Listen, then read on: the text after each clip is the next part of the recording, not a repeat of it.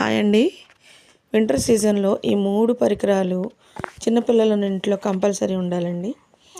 Picker, bulb, nozzle spray, saline spray అని అంటారు.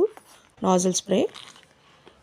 పిల్లలు జలుబు చేసి వాళ్ళు ముక్కు అంతా బ్లాక్ అయినప్పుడు పాలు తాగరు, ఏడుస్తుంటారు, నిద్రపోరు, చాలా ఇబ్బంది పడుతుంటారు. అలాంటప్పుడు ఇవి చాలా ఉపయోగపడతాయి.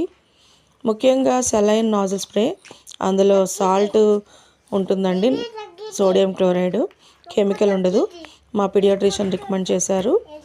1 or 2 డ్రాప్స్ నోజులో వేసి నాస్ట్రిల్స్ రెండాటిల్లో ఒక 20 సెకండ్స్ తర్వాత మనము బల్బుతో సక్ చేసేయాలి.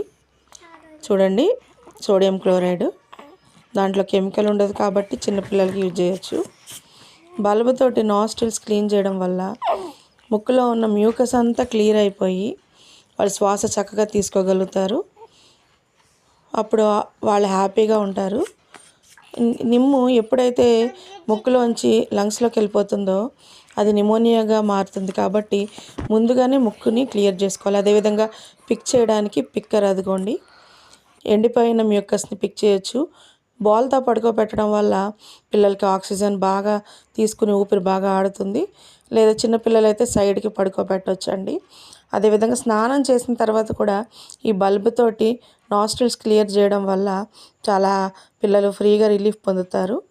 Healthy child is happy child కాబట్టి కంపల్సరీ మీరందరూ ఇవన్నీ ఉపయోగించాలని కోరుకుంటున్నా. Thank you.